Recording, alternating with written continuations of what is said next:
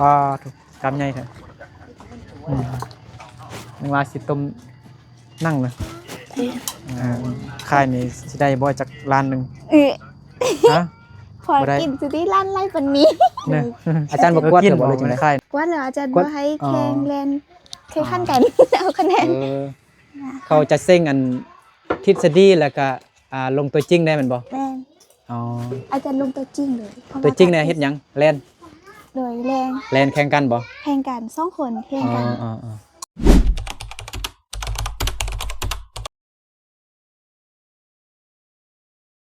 สบายดีสบายดีซาวลีโอ้ยเดินแล้วเฮาบ่ได้เจอกันพี่น้องเอากราบทักทายสบายดีพ่อแม่พี่น้องบ่สุขุสุคนเด้อยินดีต้อนรับเข้าสู่ช่องเบานึกเผาปลายเส้นเก่าเหมือนเคยอีกแล้วเนาะมัน FC หลายคนก็ถามเบานึกมาแชทมาโทรมาเบานึกเอ้ยช่วงนี้คือบ่เห็นลงคลิปอยู่ใน YouTube แล้วว่าซั่นเนาะเห็นแต่เบานึกถ่ายคลิปตลกลงอยู่ในเฟซพี่น้องเนาะเบานึกก็จังใดบ่ค่อยมีเวลาเด้เนาะบ่มีผู้ใดเบิ่งเฮือนเนาะสาวลีก็ไปอันยังก็เลาะไปไข่ห้วยพี่น้องเนาะบ่ได้ก็เลยเฝ้าเฮือนเนาะบ่มีผู้ใดอยู่เฮือนได้3-4 มื้อแล้วบ่ได้ลงคลิปเนาะ FC เพิ่นถามมาหลายถามอยู่พี่น้องเนาะมื้อนี้บ่นึกกับสาวลีก็ได้มีเวลาออกไปซื้อหัวเลขซื้อเจียซื้อบิ๊กอีหยังอยู่ตัวเมืองไสยะเนาะซื้ออยู่เมืองเพียงมันแพงก็เลยไปซื้ออยู่ตัวเมืองใหญ่เนาะตอนกลับนี่บ่นึกกับสาวลีก็ได้มาแวะดินนำน้องลาคนงามเนาะอยู่บ้านกิ้วแคมเมืองเพียงแขวงสยบุรีเนาะบ่นึกขอแจ้งเรื่องนึงเนาะคือมื้อก่อนนี่แหละพอดีมีFC บ่นึกนี่แหละเนาะโทรมาพอดีเราก็น่าจะเมาเบียร์เราเว้าแบบบ่ค่อยสุภาพปานใดพี่น้องเนาะบ่คำหยาบหั่นนะเว้าแบบกูมึงใส่เอานึกอีหยังหั่นนะบ่นึกก็ฮู้อยู่บ่นึกก็บ่ได้ว่าอีหยังดอกเพราะว่าอายผู้นั้นก็เราก็เมาเบียร์อยู่เรากำลังกินเบียร์แล้วก็ล้มบ่นึกแล้วบอกกูเว้ามึงเราก็ว่าสิเอาเงินให้บ่นึก500 บาทให้ซื้อน้ำมันว่าซั่นเนาะแต่บ่นึกก็บ่อยากล้มหลายเนาะบ่นึกก็บ่ได้ล้มบ่นึกก็ได้วางทรายเราเนาะเพราะว่าเราก็เมาเหล้าอยู่บ่นึกก็บ่ได้ขอเงินนำ FC เนาะแต่ละเทื่อเนาะถ้า FC คนใดเนาะบ่เต็มใจก็เรื่องบริจาคเครื่องคองหรือว่าเป็นเงินช่วยน้องๆเพิ่นบ่นึกก็บ่ได้บังคับก็บ่ได้ขอเนาะน้องๆเพิ่นก็บ่ได้ขอบ่ได้อีหยังเนาะก็เต็มใจ FC เนาะแต่ละคนเนาะบ่นึกเนาะเฮ็ด YouTube มาก็ก็เห็นอายคนนี้แหละคนนึงนี่แหละในครั้งแรกนั่นซะตั้งแต่เฮ็ด YouTube มาเนาะเว้าแบบบ่ค่อยโอเคปานใดหั่นนะเว้ากูเว้ามึงปานบ่นึกกับเรานี่เป็นเสี่ยวกันหั่นนะแม่นอยู่เรากินเบียร์เราเมาพี่น้องเนาะแต่ว่าก็ต้องมีสติจักหน่อยเด้เนาะเรื่องลมเรื่องคุยกันหั่นนะวันนี้ก็บ่ได้ลมยาววันนี้ก็ได้วางทรายเราเลยเนาะคันสิเว้าหลายแล้วก็แฮงเว้าแบบอีหยังก็เว้ามาเบิดพี่น้องเนาะ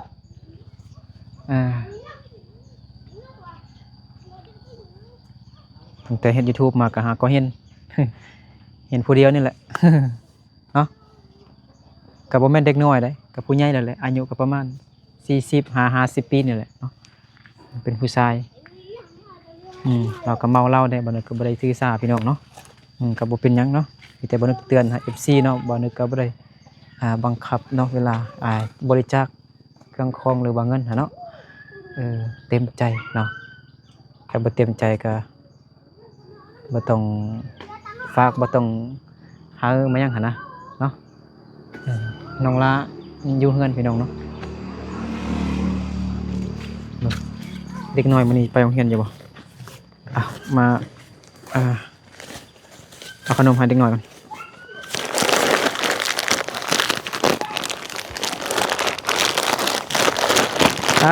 เจอโดนบ่ได้เห็นกันแล้วได้เฮานะน้องละ เป็นจังใดเนาะสบายดีอยู่บ่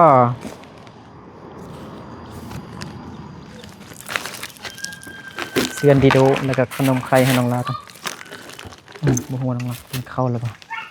ป้าโถบ่เบิ่งหนังสือบ่ลิ้นอันนี้บ่ฮะจังน้อยไอลิ้นตลกนำเด้อไอสิเฮ็ดลิ้นนำมากินขนมก่อนสบายดี เป็นจังไดสบายดีอยู่บ่โดนบ่ได้มาหากันหรอน้องลาได้สบายดีอยู่บ่สบายดีอยู่เนาะอ้าวดีโดขนมไข่เบิ่งเล็กๆเอาขนมมาเอา เข้าใจ ขอบใจ FC เด้อ เจ้าเด้อ โดยเข้าใจ มาน้องอากัวเอา เข้าใจ น้องเกียร์ปลาดาปลาดีเอา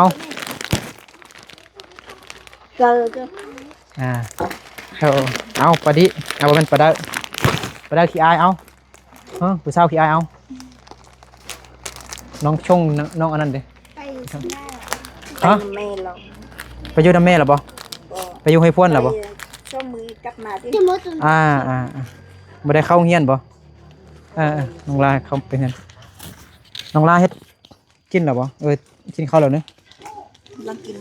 เบิ่งไอ้ไปไอ้น้อง จ้าจ้ามันนี่เสียจ้าเป็นไงเนี่ยไปนี่จะบอกว่าเนี่ย พ่อเด้บ่ได้ไปสวนบ่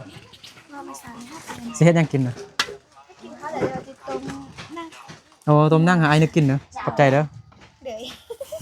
มองไปก่อนแล้วเด็กน้อยมีแต่จำนี่บ่ โดยได้หน่อยบางคนไป เอา เขาไม่ให้ไปตรงนี้เข้าใจ เบิ่งยังผู้ใดบ่ได้ก็ให้พ่อกินเลยFC ทวงถามตลอดบ่นึกคือบ่ถ่ายคลิปลง YouTube แล้วว่าซั่นถ่ายคลิปลงแต่ฮะ ไปย่างหึ่งไปเห็นมา บ่มีผู้ใดเบิ่งเฮือนสาวลีกลีกก็ไปค่ายห้วยค่ายเล็ก นั่นละไปเอาน้ำก็ ห ได้ น้าก็บ่อยู่เฮือนเฮ็ดจังกินมื้อสวยของละ กินนั่งงัว ฮะ นั่งงัว คือน้องลายังบ่ได้กินข้าวเถอะ กินแล้วให้กิน กิน แล้ แล้ว ว เดี๋ยวจะต้มตัวนี้ไว้ ต้มนั่งไว้โอ้ยอยู่ตู้เย็นนี่คือสิมีซีนมีปลาอย่างหลายเนาะน้องละ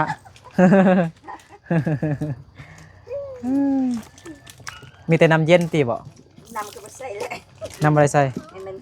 ฮะ บ่หอนได้เนาะ บ่ฮ้อนเด้อโอ้ฮ้อนโอ้นี่กินแต่น้ำเย็นไหนอยู่พุ่นกันเลย แม่กิน น้องลาบ่เก็บผักหักหน่อไม้มาใส่ตู้เย็นไว้ก็กำใหญ่เถอะน้องลาสิต้มนั่งเลยซึ่งนี่เริ่มจะแทรกเลยแล้วกันไม่ค่อยจะเป็นไส้ อันเขาซื้อตัวนั้นเส้น ไปซึ่งจุดหนึ่งเลยเห็นบ่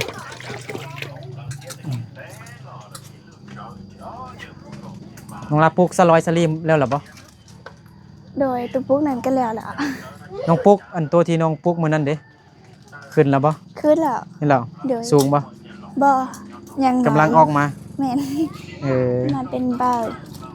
เคี้ยวอยู่ ลายบ่ เนี่ยเดียว มาเดียว เลย ค่ายนี่สิได้บ่จักล้านหนึงฮะ พอกินสุดที่ร้านไล่ปันนี้ เนอะกินบ่มันค่ายนะ ร้านไล่ขอนเดกับพอได้กิน น้ำมันบาดาลเด้ออกยังนั่นบ่มีบ่ คือเก่า แห้งคือเก่าบ่ ฝนกระตกอยู่แต่ว่าคือบ่โดยเบิ่งน้องลาจังอยู่ครัวกินเบิ่งเสร็จหาน้องประยงดวงใจกับเห็นตอบสงสัยมีเวียกอยู่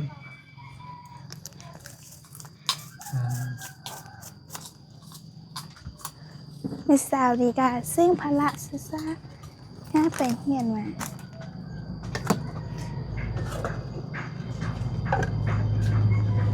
ช่วงนี้อาทิตย์นี้น้องลาก็เซ็งวีซ่าออน แม่น วีซ่า วิสา นี่ยังก็ วิสาเบา วีซ่าเบาวีซ่าออน วิสาอ่อนก็ บ่ ได้ ได้ออนได้เนาะบางทีก็บางคนนี่เซ็งตกกับมีได้ แม่น เว้าวิชาเบาวิชาอ่อนวิชาหลักแม่นอาทิตย์หน้าบ่ แม่นอาทิตย์หน้าอาทิตย์จะมา น้องลาช่วงนี้น้องลาเซ็งเนาะเซ็งวิชาเบาก่อนอาทิตย์นี้เซ็งวิชาเบาก่อนวิชาเบามีวิชาหยังได้น้องละมีพละศิลปะดนตรีมีบ่ มีแต่ว่ามอต้นจังจะมี มต้นน่ะ โดยมอปลายก็ มปลายบ่ มี มี แต่ บ่ พละกับป้องกัน พละ ศาสตร์ ป้องกันชาติ อืม ป้องกันความสงบบ่ โดย เราอันฮัดแต้มได้บ่มีบ่ บ่ แต้มฮู้ มอปลายบ่มีแล้ว ศิลปกรรมบ่มีบ่บ่มีเนาะมีแต่มต้นเนาะ โดยมีแต่มอต้นมอต้นที่จะมีวิชาบ่าวไล่ มื้อเช้านี้น้องลาเซ็งวิชาพละศึกษาแม่นบ่ แม่น ได้มัก10แม่นบ่ บ่ฮู้ บ่ได้เบิ่ง บ่ได้เบิ่งเถอะ แลนโดย บ่ได้อันนั้นเถอะ โดย อาจารย์บ่กวดเถอะบ่เลยจังได๋ กว่าแล้วอาจารย์ กวด บ่ให้ อ๋อ แข่งแลนแข่งขันกัน เอาคะแนน เขาจะเซ็งอันทฤษฎีแล้วก็ลงตัวจริงได้แม่นบ่ แม่น อ๋อ อาจารย์ลงตัวจริงเลยเพาะา ตัวจริงเนี่ยเฮ็ดหยังแล่น โดยแรง แล่นแข่งกันบ่ แข่งกัน2คนแข่ง อ๋อ กัน อ๋ออ๋อ เม็ดตามน้ำหลักซื้อ ทฤษฎีเด้ออกจากเคาะ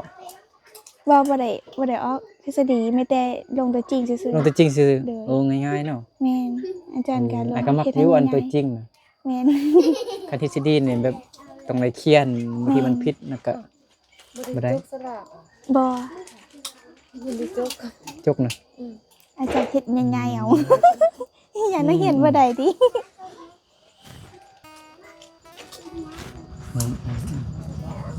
นี่ไปเสื้อมานั่งตั้งไว้นี่ ไปซื้อหัวเลข ว่าเลย มันสิยะ อ่า เป็นเจียอีหยังเด้ขายเลข ซื้อมาค่ายน่ะ เอาให้ลูกค้าไปเรียกให้ลูกค้า เข้าค่ายแล้วก็ส่งต่อให้ไอลี เลย สินะแล้วไอลีก็ส่งต่อให้กันแม่ยังแม่เล็ก อันนี้กินข้าวล่ะ ให้กินแล้วมื้อเช้า แล้วนี่นะ ก็มีบนในข้าวค่ายอยู่หัน ฮะเอาไข่เล็กไป อยู่ ใส่ ค่ายอยู่หันลุมเพื่อนน้องร้านลุมนี่นะ นะ ใครที่เราเดียวเนาะ ผู้เดียวไข่หนึง ผู้เดียว หมดบ้านเลยนะ แม่น บางทีเราก็บ่ได้เลาะไข่ติ บ่ได้เลาะ อยู่เพิ่นแต่ไข่คันเลาะไข่ยังได้น้อง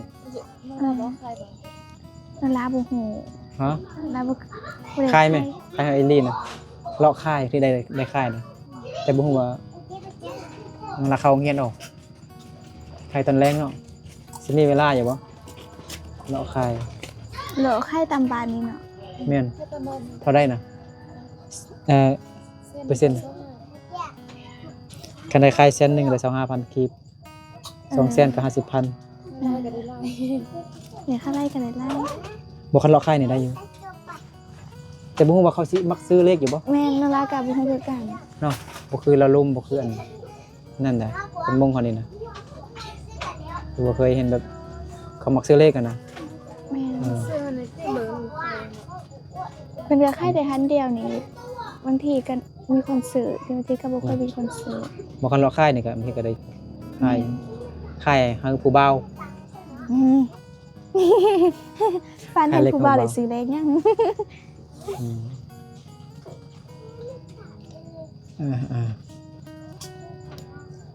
ทิศนานนี่ก็ลุกแต่3 โมงเลยเนาะจับปึ้มแล้วก็อ่านเรา บ่ได้ เอาเคยมีบ่ลุกมาแต่เช้า4 โมง 5 โมงแล้วก็จับปึ้มอ่าน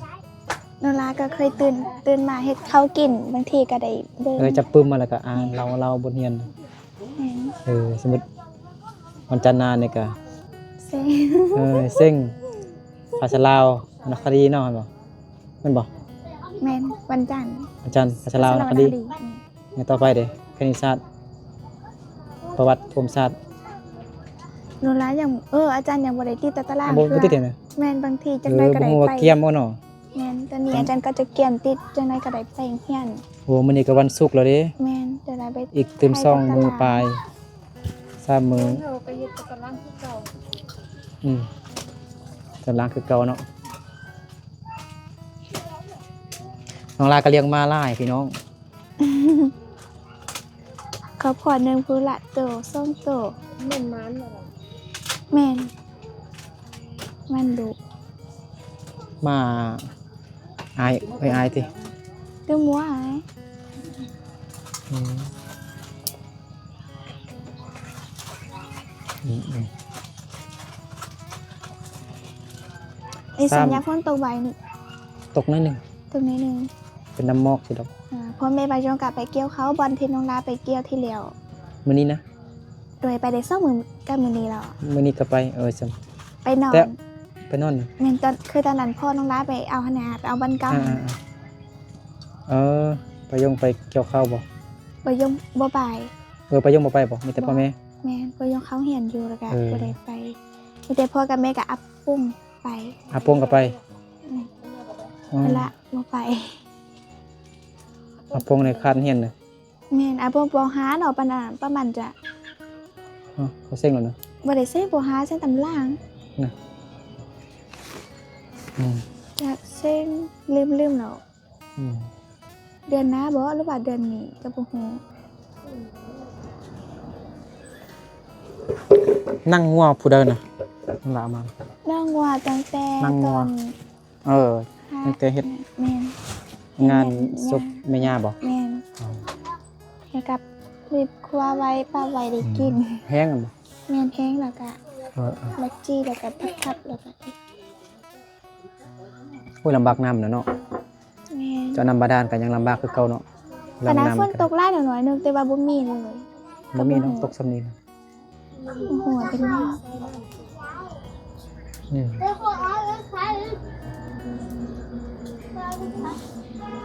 แต่ของเขาในนี้เนาะของเขาในนี้เนาะ พวกเขาก็มีอยู่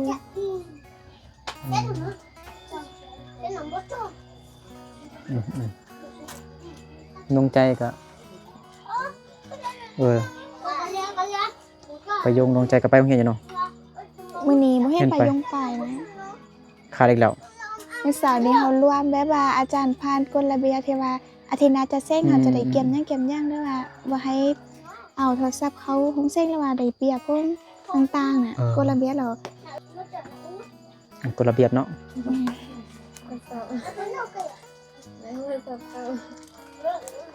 หือ โทรศัพท์อาจารย์เก็บโทรศัพท์เนาะเอายองนะโต๊ะหมดคืออาจารย์ก็จับได้เทื่อนึงแล้ว เซ็ง ตกจริง หมอเนี่ย ลืมแล้ว อืม ม.4 ม.5 ม.6 อีกว่าไปก็ตลบก็ตอนซิ่งมอซิงนี่แห้งหาย บางคนเฮ็ดโทรศัพท์ตกอยู่ในห้องอาจารย์เห็น หน้าจนแดงหมดบุกาปังยัง หัวสิ่งจุดสั่นง่ายก็ได้ต่อเบิ่งเขาเลย แม่น เส้นไล่ก็จะบนในโทรศัพท์ แบบเขาตั้งใจพุ่นน่ะยันตกมายังเนาะในเส้นคืนนี่เขาว่าอะไร แม่น เส้นจบสัน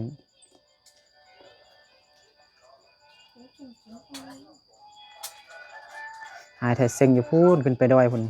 เมืองใหม่พุ่น อืม ดอยกาวพุ่นขึ้นไปภู ช่วงที่ผูกแต่อยู่นี่ก็ได้ไปเส้นอยู่โรงเรียนอยู่ปัสสาหน่อยไอ้ดีเนาะจะกล้าอยู่เนาะไปได้หนีไป น้ำปุ๋ย ตรงน้องนะ มเจ็ดนะ มาเจ็ดเอา แม่นเตมอซี่นะก็อยู่เตเมืองเพียง จริงมึงเขาก็เซ็งอยู่โรงเรียน ปีนี้เขาก็ว่ากลับไปเส้นอยู่มีภาษา ไม่ได้ทราบ แม่นปีนี้แม่นนุไปเย้งเข้านะ เฮ็ดภาษาอยู่น้ำปุ้ยนะ แม่นมีน้ำปุ๋ย เขาก็ถืออาจารย์ดีกำลังให้เบิ่ง อืม อืม พี่ไก่เนี่ยเขาเส้นอยู่เมืองเพียง ค่าไฟเป็นจังไดนั่นเดี๋ยวนี้นะ อย่างบอกอ๋อคือ บอกกันนะ ยาค่าไฟบ่ต่อเตาค่าไฟบ่ต่อเตาชิ เดื ต่ อ อน เตา นี้บ่ อ่ะอันนี้5 เดือนหาวันที่10ไปซื่อ ใส่เลยเด้ ๆสิให้ มีแต่ เท่า มีแต่ เนาะ ใส่ตัว135,000น่ะเนาะ แม่นใส่แต่ตัว นั่นเป็นเดือนพฤษภาเนาะ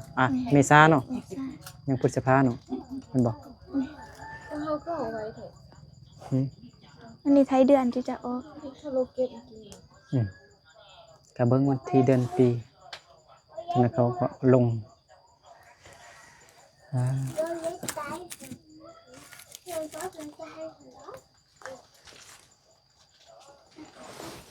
วันเสาร์วันอาทิตย์น้องลาจ้างเงินบ่ แม่นแต่ว่า จ้างเงินหยัง คือปี เฮ็ด นี้ เวียกหยัง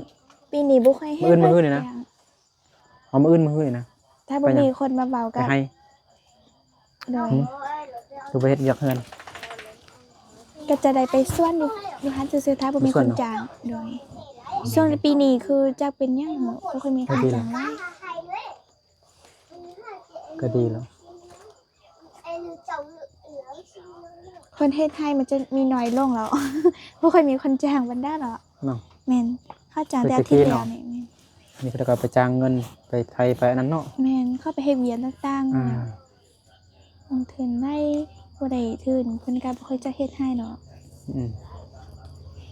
เรามื้ออื่นน้องลาสิไปส่วนไปเสียหญ้าบ่ โดยถ้าบ่มีบ่ สัญ ได้ ญา ไปก็จะได้ ข้าว ไป โพด ซ่อนหยังซื่อๆโดย ไปยุ่งอยู่ในเรื่องใจ ไม่ใช่ ห้องเพลงที่น้องแจ๊กก็ไปบ่เมื่อกี้ น้องลาก็บ่เห็น บ่เห็นนะ โดย ซองเซียวนี่บ่ได้เลยมันเข้าโรงเรียนเลย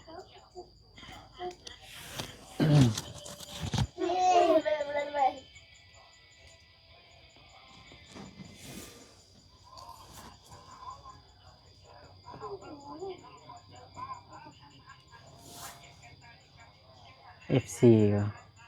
บ่นึกว่าไปถ่ายน้องลาน้องประยงแล้วนี่คิดว่าไอ้เซาถ่ายคลิปหรอก ไอ้ถ่ายแต่คลิปตลกลงเพจซื่อ วันนี้ส่วนนี้ฝนตกได้เนาะบ่ค่อยได้ไปซ่า แม่นฝนตกเลย แม่นฝนตกทุกมื้อ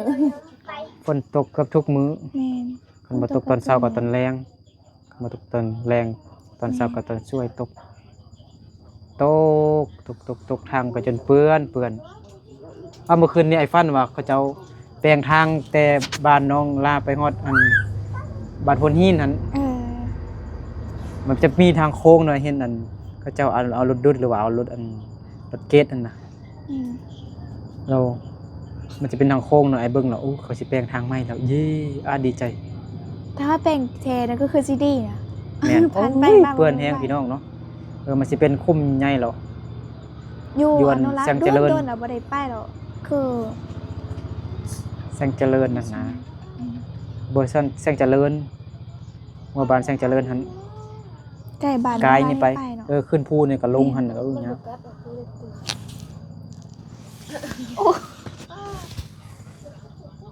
พอดี ไปเด้อ เอาไปเดินปะดิแต่ว่าปะได้ก็เบิ่งอยู่ ผู้เดียวเนี่ยมันเบิ่งมัน เด้อก็ตัวจ้า อืม เป็นตัว อนุญาตเบิ่งหิงอันเงินน้องละเป็นจังคือติดเงินเอาเงินไปติดแสน บาง เอา คน ใหม่ ก็ มัน ติดซาแบบติดเท้า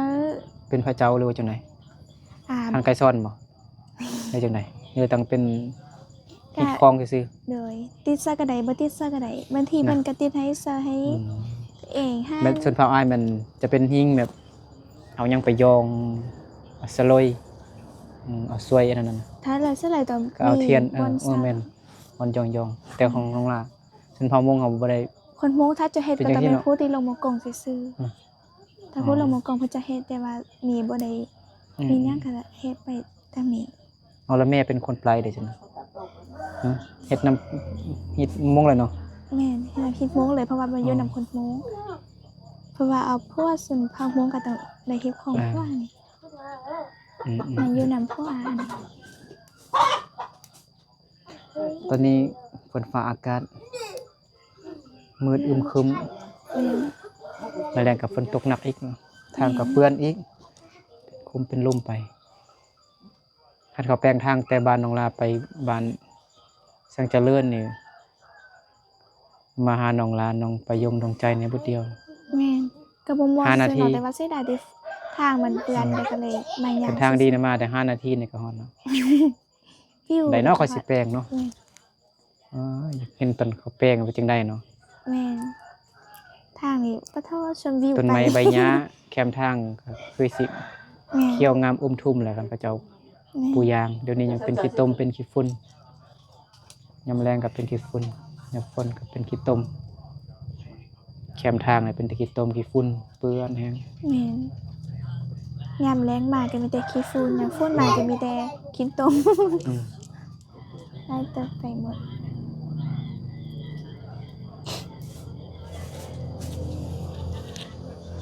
วันนี้ประดา ยังบ่ได้เข้าเฮียนเนาะปะดาเนาะอาปะดิเข้าโรงพยาบาลน่ะบ่ ปะดาบ่ได้เข้าปะดี ปะดิเข้าแล้วเนาะ เลยปวดหนึ่ง หกปีบ่ปะดิ6 ปีบ่ ปะดีอืม อืม ให้ปะดีอ่ะ ปะดิไปโรงเรียนเนาะปะดาน้องน้อยเนาะ แม่นปะได้บ่ได้ อ่า ไป โอ้ยเดือดแล้วน้องละ เพื่อให้มันอ่อนๆเลยก็ได้ แกมเหล้าเนาะ แกมเหล้าข้าว แกมเบียร์แซ่บพี่น้องเนาะ แกมวิว มื้อนี้บ่ฮู้ว่าสิทันไปลิ้นน้ำน้องประยงกับดวงใจอยู่บ่น้องประยงไปลิ้นอยู่กับน้องดวงใจ